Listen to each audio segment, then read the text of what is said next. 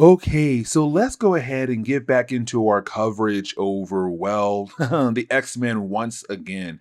But now go ahead and jump back over to Cable. Now, when it comes to Cable, we're actually the very last video for the X-Men Revolution era, and then we move on to New X-Men. Now, not the actual like New X-Men comic, but the New X-Men comic era, where like you had New X-Men, Agent X, Mutant X, Extreme X-Men, like a whole new era for X-Men comics in the early 2000s. But getting back into our coverage over Cable, we have to remember in our last video, we had talked about the idea of Cable now being a wanted man. He's now on the run. And the reason why, because of the Dark Sisterhood, this brand new concept given to us around this time in Marvel Comics. Now, when it came to Dark Sisterhood, we had learned that they have their hands on all different kinds of crimes, corruption going on in the city, but they were the ones that get Cable labeled as well a terrorist. And so currently right now he's on the run,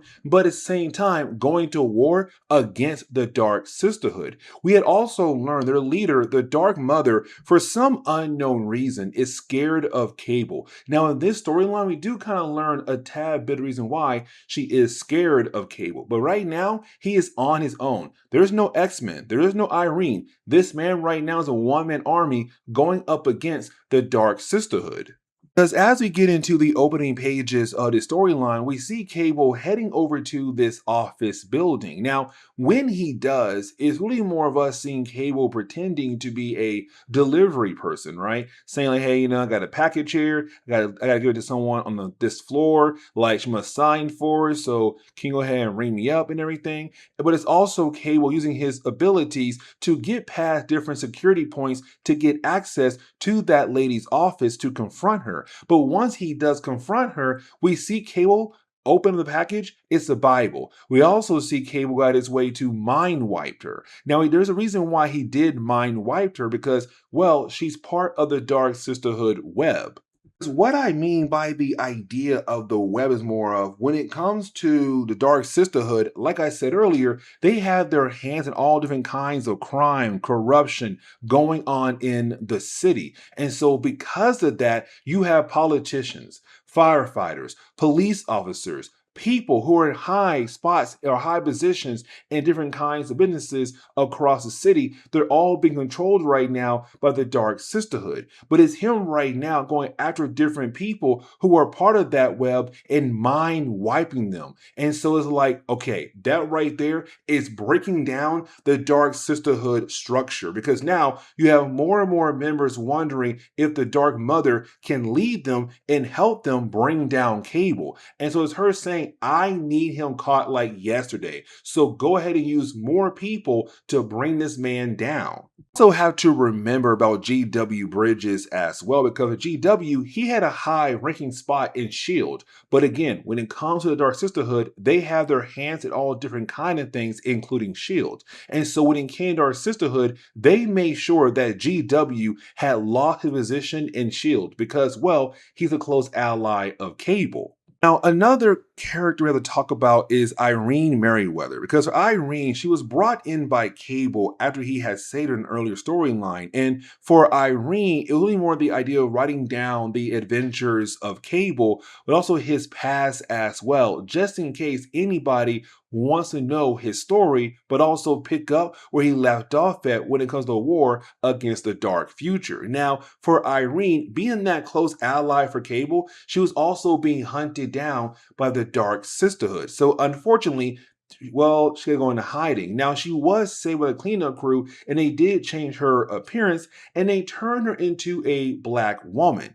And so right now for Irene, she's dealing with racism because she does get pulled over by two cops who are going after her for being, well, black. But once she does say, like, I have a camera in there, it's recording everything and live streaming, these two cops changed her attitude and let her go. But again, it was her, going to the idea of racism. So for Irene, it's her kind of now being able to relate to what mutants go through day in and day out. And it's always her kind of wondering what Cable felt like being a mutant in the world that completely hates him.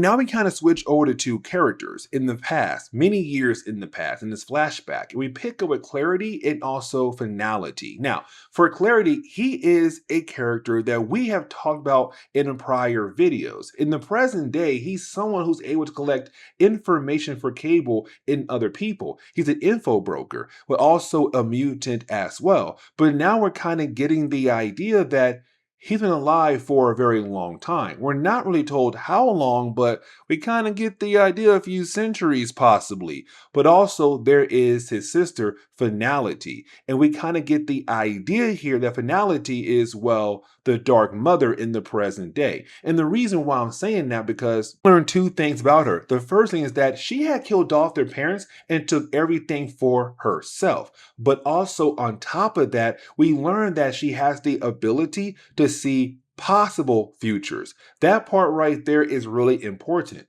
And the reason why, because it means that everything she sees in the future could not possibly happen or could possibly happen.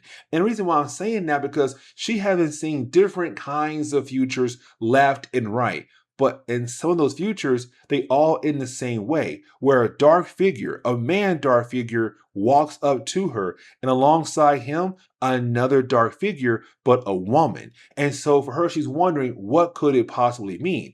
And we're kind of getting the idea that it's Cable, but who is the other person by his side? Back in the present day, it's her now, Dark Mother, now being informed that they have found Cable and found a new safe house, and they have the entire place surrounded. So it's her telling her girls, go ahead, get in there, bring him down. This must end tonight. So go ahead and attack him. But let's not forget about Rachel Summers because she was lost in time, but thanks to Cable, he was able to bring her back to the point in time. And so for Rachel, she's been trying to live a normal life in college. But the thing is, she overheard all these bad things about her brother. So she knows that right now somebody out there is trying to frame her brother. But also at her school, there was this rally against mutants. And so for Rachel, she's seeing firsthand right now that these college kids are also hating on the idea of mutants being in the world. Getting into the end of the first chapter, we do see the different members of the sisterhood who is outside the safe house of Cable go inside. The thing is, Cable's gone. He is long gone, except he also mind wipes them as well, taking out a few members of the Dark Sisterhood. So again, he's a one-man army, but doing great work right now, breaking down his whole entire organization. So as we go to the next chapter, it's us picking up now with Irene Merriweather. Now for Irene, is her pretending to be an insurance agent because with all these different ladies popping up left and right who had their mind wipes, well, you have different insurance companies right now being very concerned about the idea of covering their medical bills. But for Irene, it's her trying her best to locate Cable. Like, hey, you know what? There's different girls popping up left and right with their minds wiped. Most likely that is Cable. But then she's confronted by a magical character known as Electo. Also calls herself Cyanide Jane. I kind of hate that name a lot for a character, but for Cyanide Jane, it's the idea that she has two other sisters, and we saw them in an earlier storyline where they were kind of there to help guide Cable in the right direction. But now their goal is to help Irene out. Now, when it came to sisters, they did tell Irene, you need to start looking into the past of Cable, because again, for Irene, she's writing his story, making sure his story gets told to other people. And so you have to know the full story about Cable. And so that is why she began to explore the past of Cable before she had arrived. Now, with that being said, it's also Cyanide telling us that for her and her three sisters, their main goal right now is to help guide the multiverse, to make sure everything works out in all realities across the multiverse. But for Cable, he is a nexus point. Meaning that if anything happens to Cable or he makes the wrong move, that thousands of realities across the multiverse could possibly die. That's how big it is for Cable. Now, for Irene, she says, but what if I tell Cable everything you're telling me right now? She says, then again, thousands of realities are going to die because he has to stay on this path to help those realities, but also this one as well. We did everything on purpose to help Cable, but to also help other realities. Now, she does disappear, right? And then for Irene, she gets a phone call. That phone call is from Cable saying, hey, let's go ahead and meet up now at this one location. But now we kind of switch over to Rachel Summers. Now, her storyline does take place in the past, but it's the idea that for Rachel, that she'd been overhearing things about her brother Cable while trying to live a normal life in college. And so for her, while being at this rally, she does pretend to be an FBI agent and shut down the rally because she realized something. The leader of this whole organization is part of the Dark Sisterhood. This is Rachel saying, I now need information about your whole entire organization. And trust me, I'm more scary than your dark mother is. So let's go ahead and start talking right now about everything about your dark mother and the rest of you guys. Now it's time for us to get more information about the actual organization known as, well, the Dark Sisterhood, because for Irene, enough is enough. She's on the run. She almost killed off a few times. Like, she's tired of all this mess. She wants to know everything, but also she wants to help out Cable to bring these guys down. And so for Cable, he begins to tell us the origin to the Dark Sisterhood. He says in 1660, a fiery meteor fell to the ground near Hamburg, Germany. 6 children on holiday found the stone. Whatever the glowing material was, it dissolved into dust before any scientist could examine the meteor. Within 6 months, 5 of the 6 children died. Only one, a boy named Hans, survived, seemingly with no problems. Hans came from a wealthy German merchant family. In 1670, he married Lady Gertrude, daughter of an English lord. A year later, Hans and his wife were awarded a large tract of land in Virginia and moved to the New World. In 1675, Gertrude gave birth to a daughter, Gloria. 2 years later, saw the arrival of her second child, a boy she named William. Her third and final child, Fiona, was born in 1680. As he struck the family in 1692, Gloria went to visit one of her mother relatives living in Salem. She was accused by one of the village children of being a witch. Gloria was judged guilty and hung of June of 1692. In 1695, apologies for the witch trials were sent to relatives of those executed. It was little comfort to Gloria's parents and siblings. Their daughter was dead, and no apology could bring her back. Fiona was especially bitter. There were stories that she tried to hire a group of mercenaries to attack Salem. The final straw was when William, the most rapid witch hunter of the trials, was elected governor of Massachusetts. Fiona was so enraged over the election that her parents feared for her sanity. She was confined to the family mansion for a year. Her only visitor was a minister who read to her from the Bible. In 1700, William traveled to Europe on a business trip selling tobacco for his father. He never returned. Rumors had it that he was studying the occult in India. During that period, he changed his name to Clarity. In 1705, Hans and Gertrude died in a family boating accident. Only Fiona survived. She inherited an estate worth millions. Newspapers described her as incredibly beautiful and extremely strong-willed. Still, in a world where most women were considered property, Fiona had little freedom.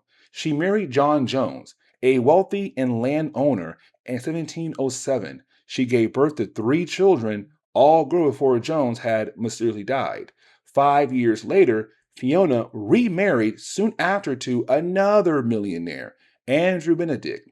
Fiona gave birth to 3 more children, again, all girls, before Benedict also died in a strange fishing accident in 1718. 1720, she married Vernon Reeves, an extremely wealthy shipbuilder. Like earlier, he also died as well, but she also gave birth to her 7th child, another girl. Here's where things get interesting. All 7 of Fiona's children scattered throughout the United States and married. All of them had children, mostly girls. In time, those children got married, settled down throughout the growing country, and raised families. By the time Fiona supposedly died in 1780 at the age of 100, she had 20 grandchildren and more than 60 great grandchildren. No body was ever seen, and the service was private. One of Fiona's grandchildren took control of the estate. She was described looking exactly like her grandmother. William became Clarity, who is over 3 centuries old. His younger sister, Fiona, also immortal, became the Dark Mother. Fiona became Finality. She's an extremely powerful mutant seeking revenge against all men for the death of her sister. I done the research. After 10 generations, Fiona has nearly 30,000 descendants. Every member of the Dark Sisterhood is one of her descendants. The organization is truly a sisterhood. All the members are related. These are Fiona's children, many times removed, and she truly is their Dark Mother. Now, this leads into the final part of this chapter where we do see the Dark Sisterhood make their move. And let me explain. What they're doing right now is that they're moving different military people or guards, whatever, across the country, at different spots across the country. And the reason why, because you have all these protests popping up left and right, protests against mutants and their rights in America. But with that happening, it means Washington, D.C. is kind of left unguarded. And the reason why, because now they're going after the president. Now, for Cable, he tells us that for the Dark Sisterhood right now, they're moving into their next plan, the sixth progression. And what does that mean? Well, look at the president. If he gets killed off, then the VP takes over. And then if he gets killed off, the next person that chain will take over. And it keeps going until the sixth person is in charge. The sixth person is a member of the Dark Sisterhood. It's them right now trying their best to get their sister in the right position to make her the president. Because right now, her goal is to take over the entire world, but on top of that, to get rid of all men across the world as well. To wrap everything up for this chapter, all the attacks happening against all these different members of the government, they're all getting blamed right now on Cable, saying, hey, it's him right now killing off all of these different people. But now we switch over to the next chapter, right? And man, this next chapter is really big, guys, because we pick up with, well, Gina Anderson. I almost called her Jean Anderson, but Gina Anderson. And for Gina, she's that person in the cabinet where if everyone else dies, she gets that spot as the next president. And so it does seem like at first, everything's going to work out for her, right? And wrong, because when it comes to G.W. Bridges, he meets up with Henry Gyrich. Now, for Henry, I want to say he's part of the CSA, Commission on Superhuman Activities, but either way, with Henry being there, now getting all this info from GW that he got from Cable, it's like, hey, listen, bro, we got a problem. Like this Dark Sisterhood right now, they got their hands in people in all kinds of organizations, including different government offices around the country. We got to put them down. But first, we got to go help protect the president. And so for Gina,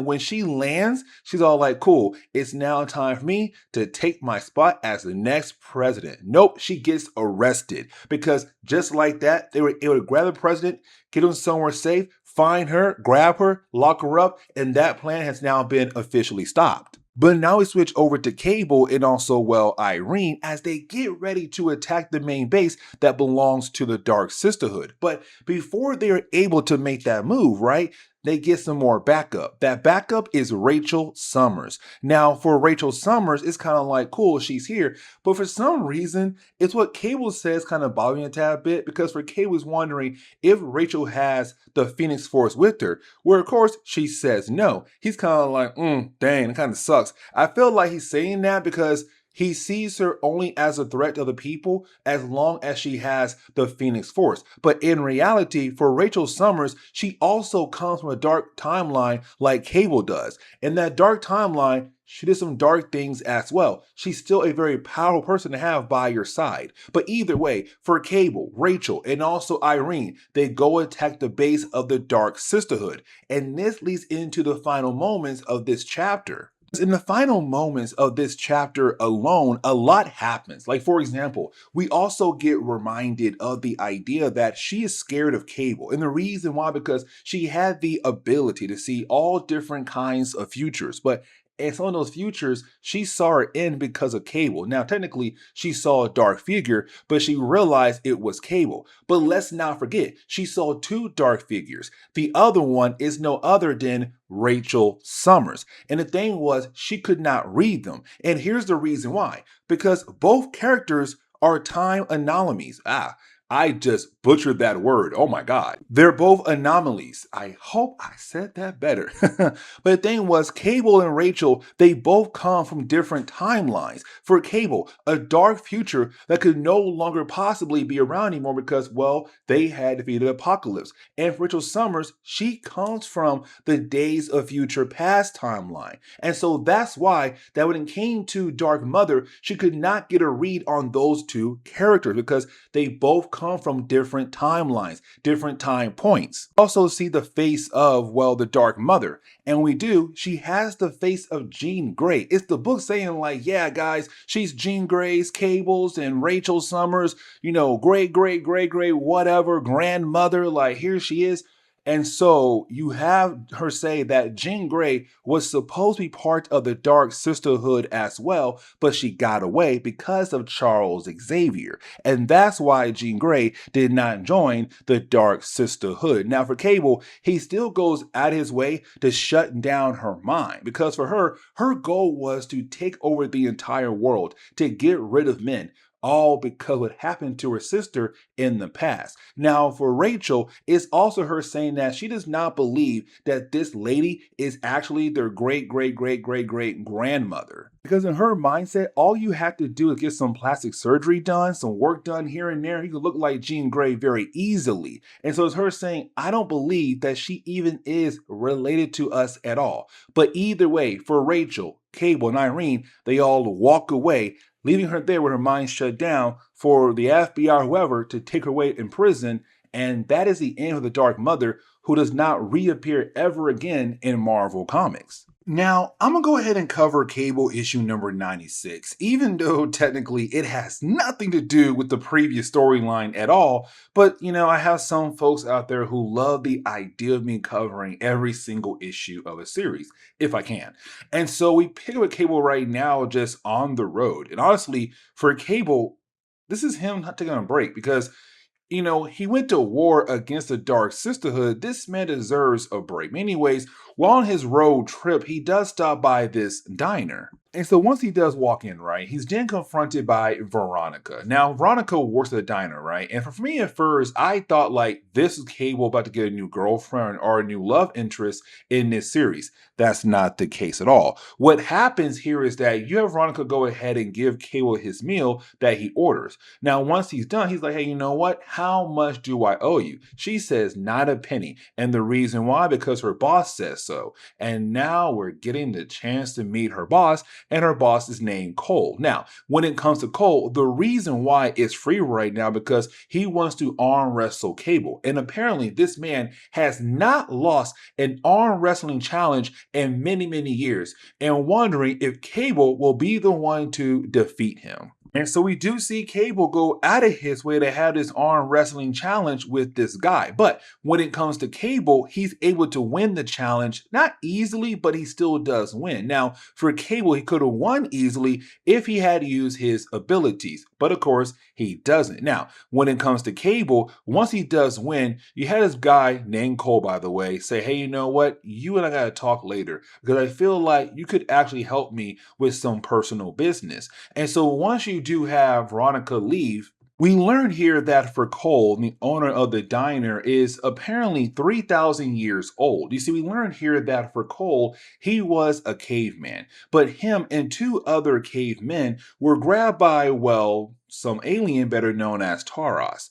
Now, when it came to Taurus, he was doing some kind of experiment where he believed he had the ability to slow down people's aging. And so when it came to Cole and the two other cavemen, they were, well, test subjects for this experiment. Now, it did work on them, but for Taurus, his space was an area where there was an earthquake. So for the three cavemen, they were able to escape. But again, they had went through the experiment. And with that happening, they now had the ability to live a very long time. And so, even though it's been 3,000 years for Cole, he only aged about 20 years, and that's really it. Now, over time, he has collected different things from around the world. That part right there is really important because while owning his diner and minding his business, the two other cavemen that he was part of in that experiment 3,000 years ago, they found him, beat him down, and stole things he collected and made over the years. And so, with Cable being there, he's all like, I need your help to get my stuff back.